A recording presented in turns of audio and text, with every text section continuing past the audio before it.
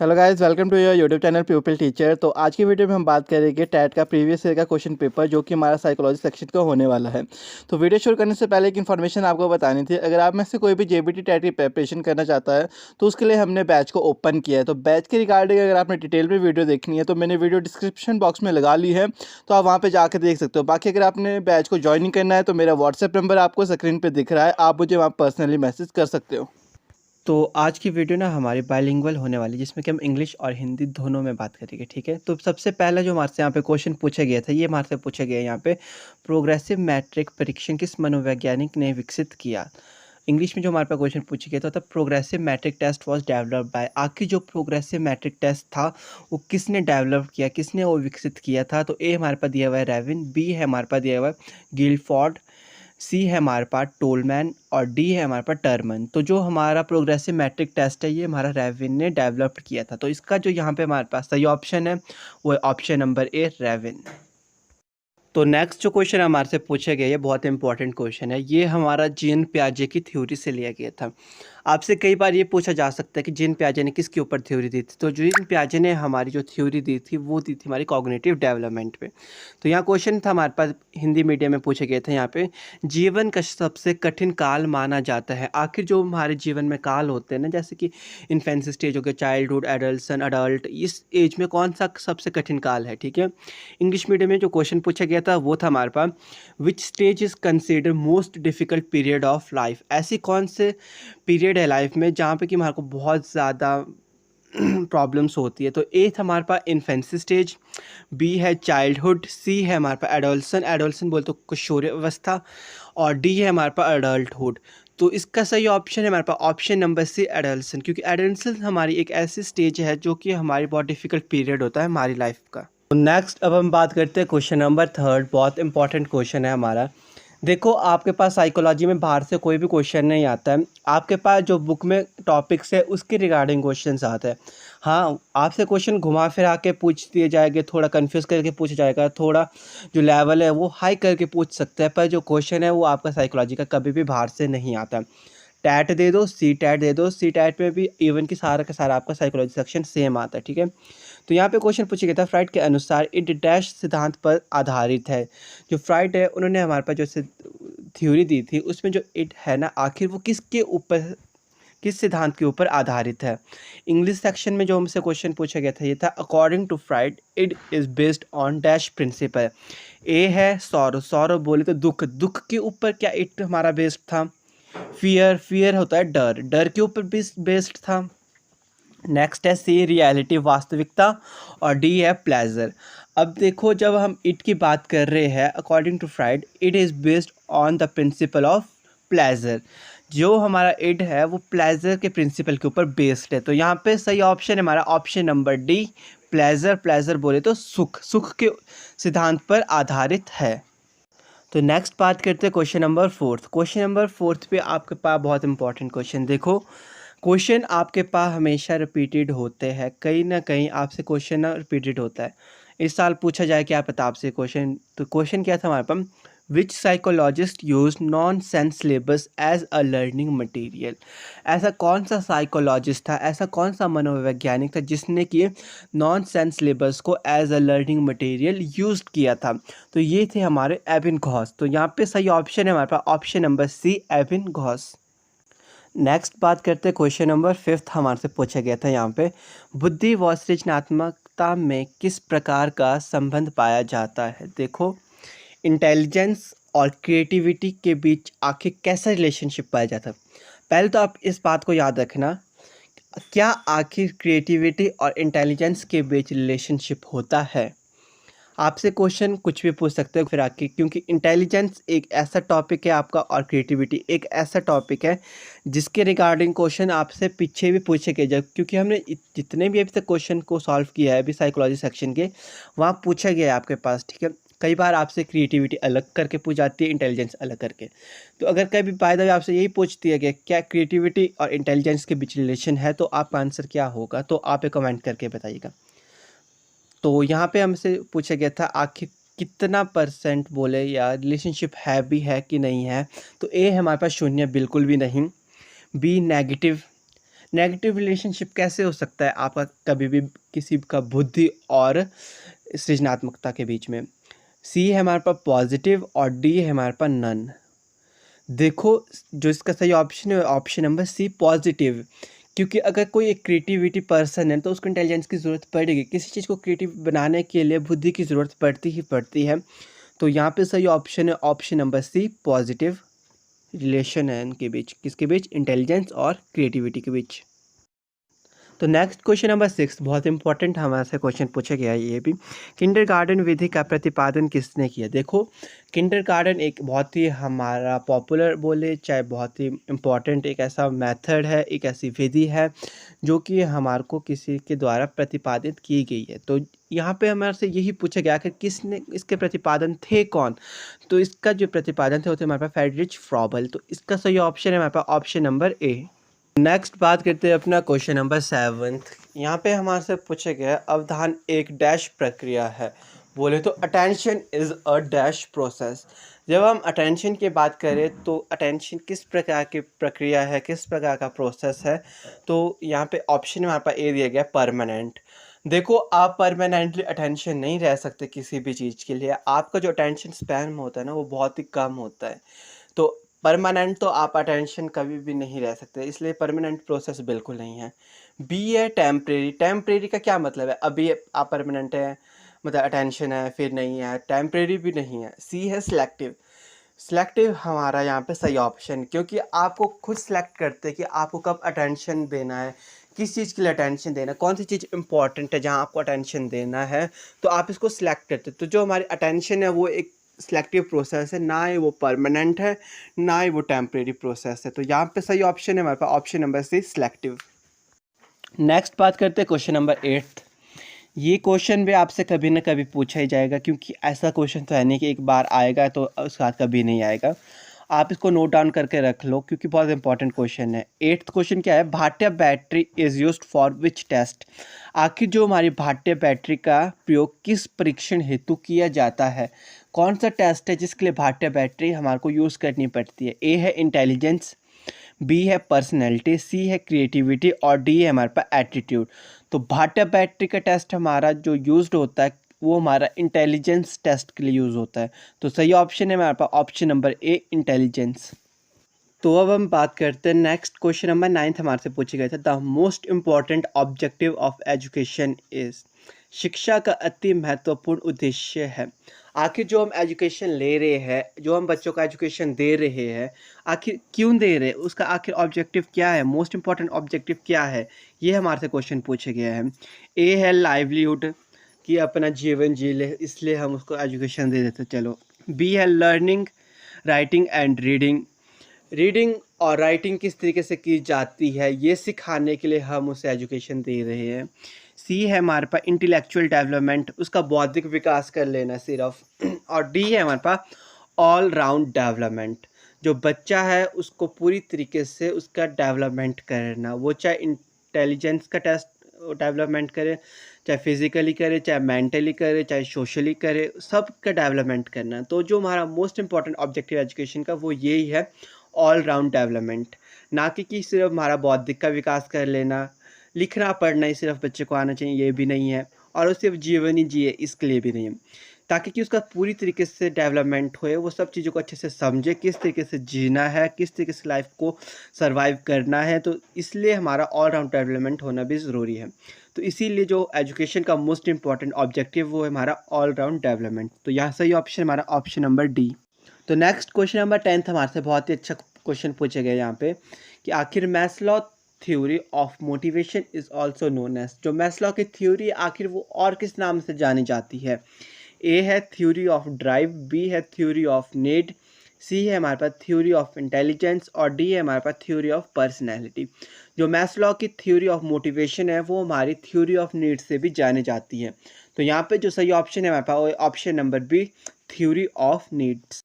तो नेक्स्ट अब हम बात करते हैं क्वेश्चन नंबर 11। बहुत ही अच्छा क्वेश्चन पूछा गया ये हमारे से यहाँ पे। Achievement, relationship, power are dash kind of motives? आखिर जो उपलब्धि है, संबंध है, शक्ति है, डैश प्रकार की अभिप्रेरक है? आखिर किस तरीके की मोटिव्स मिलती है इससे हमारे बच्चों को, ठीक है, किस प्रकार का है मोटिव्स है, किस काइंड का है। तो ए है बायोलॉजिकल, बी है एनवायरमेंटल, सी है इमोशनल और डी है साइकोलॉजिकल। तो इसका सही ऑप्शन है हमारे पास option number B, environmental. Achievement, relationship, power are environmental kind of motives. तो इसका सही ऑप्शन क्या है, option number B. Next question number 12 जो हमारे से यहाँ पे पूछे गया है वो है हमारे पास, learning is the modification in a behaviour which is relatively. जो लर्निंग बोले तो वो हमारा क्या है, बिहेवियर में एक प्रकार का मॉडिफिकेशन है। जो हमारा बिहेवियर है उसको मॉडिफाई किया जाता है। तो वो किस तरीके का होता है, ए है टेम्परेरी, बी है हमारे पास परमानेंट, सी है कंट्रोल्ड और डी है अनकंट्रोल्ड। देखो जब हमारे बिहेवियर में मॉडिफिकेशन हो गया लर्निंग के द्वारा, सीख के अधिगम के द्वारा हमने अपने बिहेवियर को मॉडिफाई कर दिया है, अच्छे से समझ लिया सब चीज़ों को, किस तरीके से लर्निंग हुई है हमारी, तो वो सब हमारा क्या है, परमानेंट है। क्योंकि हमने परमानेंटली जो हमारा बिहेवियर है वो तो चेंज हो चुका है, मॉडिफाई हो चुका है लर्निंग के द्वारा, अधिगम के द्वारा। जितना भी हमारा व्यवहार था वो तो परिवर्तित हो चुका है, तो वो हमारा परमानेंटली हो चुका है। तो जो ये यहाँ पे सही ऑप्शन है हमारे पास ऑप्शन नंबर बी, परमानेंट। तो नेक्स्ट बात करते क्वेश्चन नंबर 13, बहुत ही इंपॉर्टेंट और बहुत ही रिपीटेड क्वेश्चन बोलेंगे इसको हम, क्योंकि यहाँ पे क्वेश्चन पूछा गया हमारे पास, child development is a product of interaction between heredity and dash. जो बालक का विकास हो रहा है वो आखिर किसके अंतक्रिया का परिणाम है, अनुवांशिकता व डैश। तो यहाँ पे ए ऑप्शन है फिजिकल डेवलपमेंट, बी है मेंटल डेवलपमेंट, सी है मोरल डेवलपमेंट और डी है एनवायरनमेंट। तो देखो जब भी बच्चे की डेवलपमेंट होगी तो वो हमारा जो प्रोडक्ट का ऑफ इंट्रैक्शन होगी वो हमारी हेरिडिटी एंड एनवायरनमेंट की होगी। तो यहाँ पे सही ऑप्शन है हमारे पास ऑप्शन नंबर डी, एनवायरनमेंट। तो नेक्स्ट बात करते हैं क्वेश्चन नंबर 14, बहुत ही इंपॉर्टेंट क्वेश्चन है हमारा ये भी, इसको भी आप नोट डाउन कर देना, क्योंकि कई बार ना छोटे छोटे क्वेश्चन हम ऐसे ही छोड़ देते हैं। तो क्वेश्चन नंबर 14 हमारे से पूछा गया था यहाँ पे, who gave the concept of concrete, abstract and social intelligence. आखिर मूर्त, अमूर्त और सामाजिक बुद्धि का संप्रत्यय किसके द्वारा दिया गया था, किसने हमें कॉन्सेप्ट दिया था ये, तो ये हमारा थॉर्नडाइक का कॉन्सेप्ट था। थॉर्नडाइक ने हमें दिया था कॉन्क्रीट, एब्स्ट्रैक्ट और सोशल इंटेलिजेंस का कॉन्सेप्ट। तो यहाँ पे सही ऑप्शन हमारे पास option number A, Thorndike. Question है हमारा, बहुत ही इंपॉर्टेंट क्वेश्चन है ये हमारा, when two opposite motivations arise at the same time and when their satisfaction at the same time is called. जब दो ऑपोजिट मोटिवेशन एक ही टाइम पे उपलब्ध हो और हम उसको सेटिस्फाई करना चाहे सेम ही टाइम में, तो उसे क्या कहेंगे। ए है हमारे पास दिया हुआ फ्रस्ट्रेशन और बी है हमारे पास दिया कॉन्फ्लिक्ट, सी है हमारे पास दिया हुआ मोटिवेशन और डी है हमारे पास स्ट्रेस। तो इसका सही ऑप्शन है हमारे पास ऑप्शन नंबर बी, कॉन्फ्लिक्ट। तो नेक्स्ट बात करते हैं अपना क्वेश्चन नंबर 16, ये हमारा पर्सनैलिटी से आया हुआ है। तो ये आपके पास फर्स्ट ईयर में 4th यूनिट है जो पर्सनैलिटी वाले, जहाँ से आपके पास हर साल क्वेश्चन आते हैं। देखो जो क्वेश्चन पेपर, प्रीवियस ईयर के क्वेश्चन पेपर का ज़्यादातर मोटिव से यही होता है कि हमारे को ये पता चले आखिर किस तरीके के क्वेश्चन हमारे से पूछे जाते हैं और कौन सा टॉपिक हमारे पास रिपीटेड है। तो पर्सनैलिटी वाले एक ऐसा टॉपिक है जो रिपीटेड है, तो इसको आप अच्छे से तैयार करना। तो जो क्वेश्चन हमारे पास यहाँ पूछा गया था, which is not a personality test, कौन सा हमारा पर्सनैलिटी टेस्ट नहीं है। तो ए हमारे पास दिया हुआ था यहाँ पे रोशा टेस्ट, और बी है हमारे पास दिया हुआ 16 PF क्वेश्चनेयर, और सी है हमारे पास दिया हुआ टैट, और डी है हमारे पास दिया हुआ बिनेस साइमन स्केल। तो जो यहाँ पे सही ऑप्शन है हमारे पास वो है option number D, Binet's Simon scale. तो अब हम बात करते हैं अपना नेक्स्ट क्वेश्चन, क्वेश्चन नंबर 17 जो हमारे से पूछा गया था। यहाँ हमसे पूछा गया था, who gave the theory of psychological development. तो मनोवैज्ञानिक विकास का सिद्धांत किसने दिया। इस तरह के क्वेश्चन भी आपके पास बहुत बार पूछे गए कि आखिर किसने कौन सा सिद्धांत दिया है या किसके प्रतिपादन कौन है। तो ये वाला क्वेश्चन भी बहुत इंपॉर्टेंट है। तो जो हमारा साइकोलॉजिकल डेवलपमेंट की थ्योरी थी ये हमारे को एरिक्सन ने दी थी। तो यहाँ पे सही ऑप्शन है हमारे पास option number C, Erikson. Next question number 18 बहुत ही इंपॉर्टेंट क्वेश्चन है, इसको आप नोट डाउन कर लेना, क्योंकि इस तरीके के क्वेश्चन आपके पास पूछे जाते हैं। When was first psychological lab establish in India? Bharat में प्रथम मनोवैज्ञानिक की प्रयोगशाला कब स्थापित हुई थी? तो ये हमारी हुई थी 1916 में। इसका सही ऑप्शन हमारे पास ऑप्शन नंबर बी 1916। और यहीं से आपके पास एक और क्वेश्चन भी बन सकता है कि आखिर कहाँ पे स्थापित हुई थी सबसे पहले? तो ये हमारी कोलकाता में स्थापित हुई थी। जो हमारी फर्स्ट साइकोलॉजिकल लैब एस्टेब्लिशमेंट हुई थी वो भी इंडिया की बात हो रही है, ये याद रखना आपको। इंडिया की बात हो रही तो 1916 में हुई थी और हुई थी हमारी कोलकाता में। तो नेक्स्ट बात करते हैं अपना क्वेश्चन नंबर 19th। ये हमारा चाइल्ड सेंटर्ड एजुकेशन वाला जो टॉपिक है ये भी बहुत इंपॉर्टेंट टॉपिक है। जो इम्पॉर्टेंट टॉपिक है उसके बारे में आपको बता रहा हूँ, जिसकी पर्सनैलिटी वाला था हमारा, इसमें एक चाइल्ड सेंटर्ड वाला है, क्योंकि टॉपिक जो होते हैं ना उसके रिगार्डिंग क्वेश्चन आपसे पूछे जाते हैं। तो यहाँ पे जो क्वेश्चन पूछा गया है हिंदी मीडियम में हमारे पास, वो पूछा गया है बाल केंद्रित शिक्षा का समर्थन निम्नलिखित में से किस विचारक द्वारा किया गया? आखिर जो चाइल्ड सेंटर्ड एजुकेशन थी वो किस थिंकर के द्वारा एडवोकेटेड की गई थी? तो क्वेश्चन जो हमारे से पूछा गया था इंग्लिश मीडियम में वो था child centred education was advocated by which of the following thinker? तो जो हमारी चाइल्ड सेंटर्ड एजुकेशन थी वो हमारी दी गई थी जॉन डिवे ने। जो जॉन डिवे थे वो इसके समर्थन थे, उनके द्वारा एडवोकेटेड की गई थी। तो जो हमारा यहाँ पे सही ऑप्शन है वो है ऑप्शन नंबर डी। तो नेक्स्ट अब हम बात करते हैं क्वेश्चन नंबर 20 क्या पूछा गया था हमारे पास। तो ये हमारे एक पियाजे की थ्योरी, आपको पता है एक जो पियाजे है वो हमारे एक साइकोलॉजिस्ट है जिन्होंने बहुत ही बड़ा मतलब थ्योरी दी थी हमारे पास, किसके ऊपर? कॉग्निटिव डेवलपमेंट के ऊपर इन्होंने वर्क किया हुआ है। तो पियाजे की थ्योरी ही हमारी कॉग्निटिव डेवलपमेंट के ऊपर है हमारा। तो क्वेश्चन जो हमारे से पूछा गया यहाँ पे वो पूछा गया कि पियाजे which stage is related to abstract and logical thinking? आखिर पियाजे की कौन सी अवस्था मूर्त और तर्क चिंतन से संबंधित है? ए है हमारे पास सेंसरी मोटर स्टेज। देखो सेंसरी मोटर स्टेज नहीं है, क्योंकि सेंसरी मोटर स्टेज में बच्चा क्या है अपने सेंसेस के थ्रू समझता है। जैसे कि आप सभी को पता है कि हमारी 5 सेंसेस है जो कि मेनली है, वैसे 6 है पर जो 5 से मेन सेंसेस है उसके थ्रू जो बच्चा है सबसे पहले चीज़ों को समझता है। और लॉजिक वगैरह तो बिल्कुल नहीं होता, क्योंकि ये वाली अवस्था ही हमारी बर्थ से लेकर 2 साल तक की होती है। नेक्स्ट बात करें तो प्री ऑपरेशनल स्टेज। इस स्टेज में भी जो बच्चा है वो एब्स्ट्रैक्ट और लॉजिकल थिंकिंग के बारे में नहीं सोचता है, बल्कि इस स्टेज में सिर्फ बच्चा क्या है लैंग्वेज को डेवलप करता है और ईगोसेंट्रिक हो जाता है थोड़ा इस स्टेज में बच्चा। और जो इसकी स्टेज है ये चलती है हमारी 2 से लेकर 7 वर्ष तक की होती है। सी है हमारे पास दिया हुआ फॉर्मल ऑपरेशनल स्टेज। हाँ जी, जो फॉर्मल ऑपरेशनल स्टेज है यहाँ पे बच्चा हमारा एब्स्ट्रैक्ट और लॉजिकल थिंकिंग थोड़ी बहुत उसकी स्टार्ट हो जाती है। और डी है हमारे पास दिया हुआ कॉन्क्रीट ऑपरेशनल स्टेज। इस स्टेज में क्या है बच्चा कॉन्क्रीट चीज़ों के बारे में समझता है, हाइपोथेसिस के बारे में समझता है, ऑल राउंड डेवलपमेंट हो जाती है। जो हमारी फॉर्मल ऑपरेशनल स्टेज है ना, यहाँ पे जो बच्चा है तो वो एब्स्ट्रैक्ट और लॉजिकल थिंकिंग के बारे में समझता है। तो इसका सही ऑप्शन है हमारे पास ऑप्शन नंबर सी। तो नेक्स्ट अब हम बात करते हैं क्वेश्चन नंबर 21। यहाँ पे आईक्यू टेस्ट के बारे में पूछे गए। आईक्यू टेस्ट के रिगार्डिंग आपके पास हर साल क्वेश्चन आते हैं। कई बार आपसे फार्मूला पूछा जाता है, कई बार आपको आईक्यू निकालने को बोला जाता है, या कुछ भी आपको क्वेश्चंस में दिया जाता है फार्मूला के रिगार्डिंग आपको निकालने के लिए।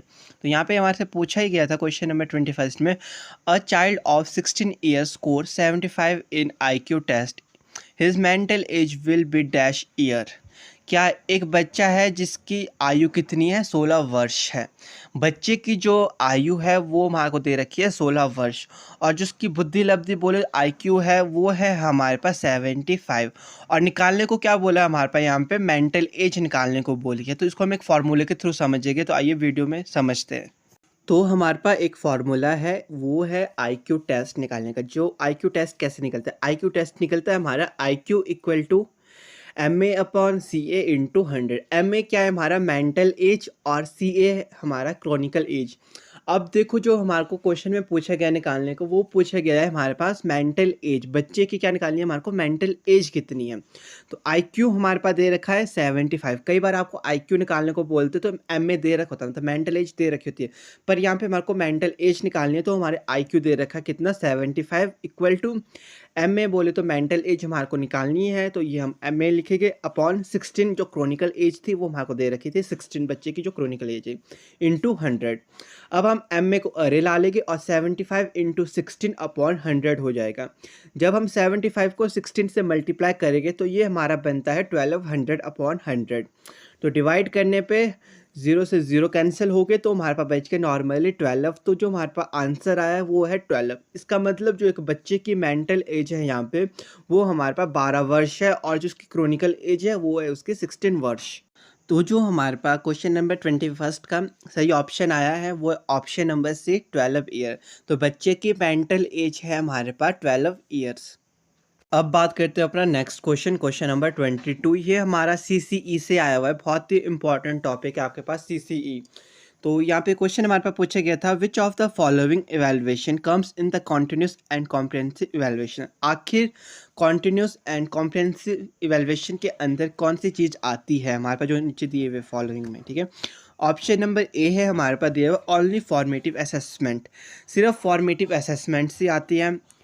बी है हमारे पास दिया हुआ ओनली सुमेटिव असेसमेंट, क्या सिर्फ सुमेटिव असेसमेंट से आती है। सी है हमारे पास neither formative assessment nor summative assessment, ना ही फॉर्मेटिव असेसमेंट आती है ना ही सुमेटिव असेसमेंट आती है, ऐसा तो हो ही नहीं सकता। कॉन्टिन्यूस एंड कॉम्प्रिहेंसिव इवैल्यूएशन में फॉर्मेटिव और सुमेटिव असेसमेंट ना हो ये बिल्कुल भी नहीं है। और डी है हमारे पास दिया हुआ बोथ फॉर्मेटिव एंड सुमेटिव असेसमेंट, तो ये हमारा सही ऑप्शन है, ऑप्शन नंबर डी। क्योंकि कॉन्टिन्यूस एंड कॉम्प्रिहेंसिव इवैल्यूएशन के अंदर दोनों चीज़ें आती है, वो चाहे हमारी फॉर्मेटिव असेसमेंट्स हो चाहे सुमेटिव असेसमेंट्स हो।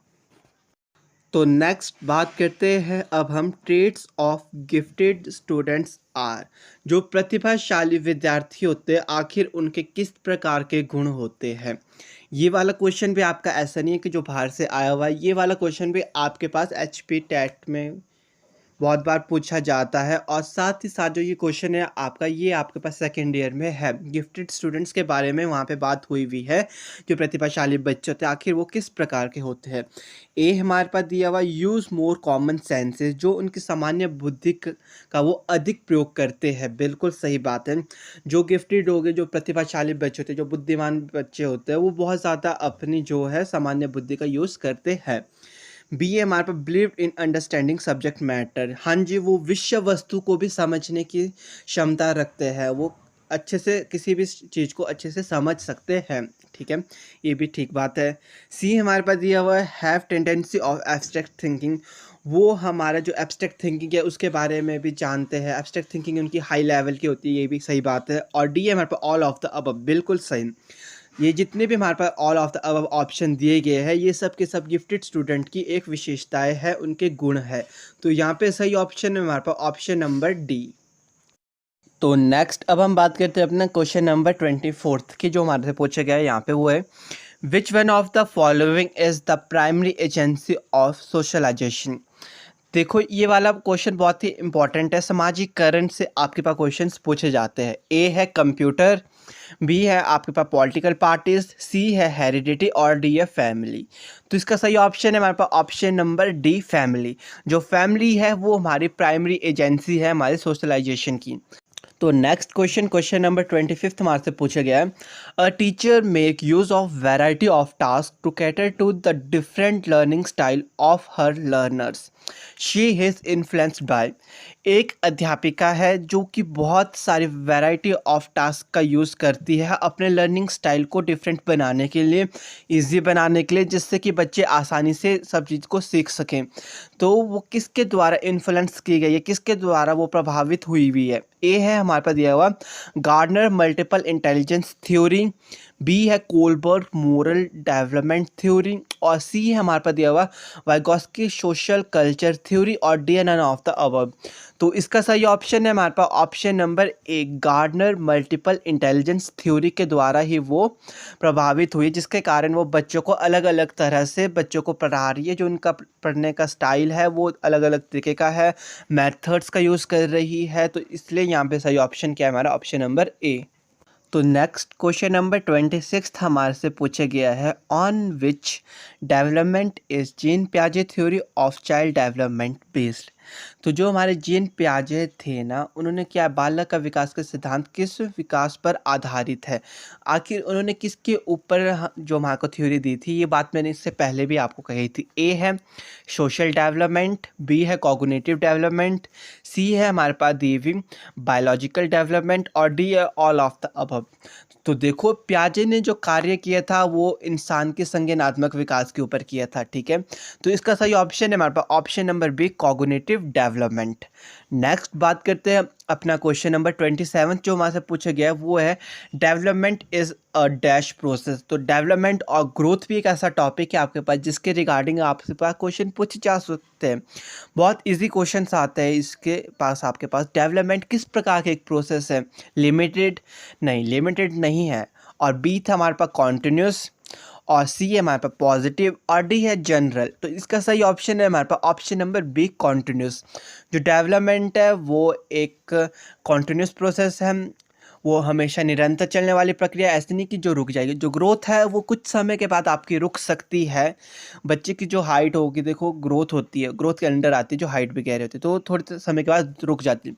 पर जो डेवलपमेंट है, जो विकास है, वो निरंतर प्रक्रिया, वो चलते रहेगा। इसीलिए यहाँ पे सही ऑप्शन है हमारा बी। नेक्स्ट बात करते हैं क्वेश्चन नंबर 28 हमारे से पूछा गया था, to write down the behaviour that happen on the spot is that order is called.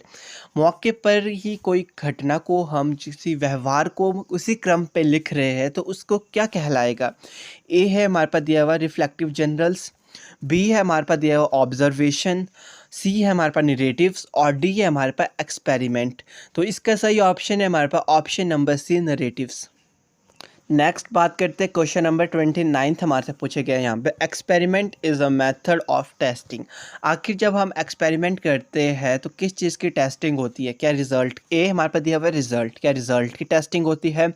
B है हमारे पास दिया हाइपोथेसिस, क्या हाइपोथेसिस की टेस्टिंग होती है? सी है एनालिसिस, क्या एनालिसिस की टेस्टिंग होती है? डी है हमारे पास सब्जेक्ट, क्या सब्जेक्ट की टेस्टिंग होती है? तो जो एक्सपेरिमेंट जो मेथड है, जब हमारी उसमें टेस्टिंग होती है तो हमारी हाइपोथेसिस की होती है, परिकल्पनाओं की होती है। तो यहाँ पे सही ऑप्शन है हमारे पास ऑप्शन नंबर बी हाइपोथेसिस।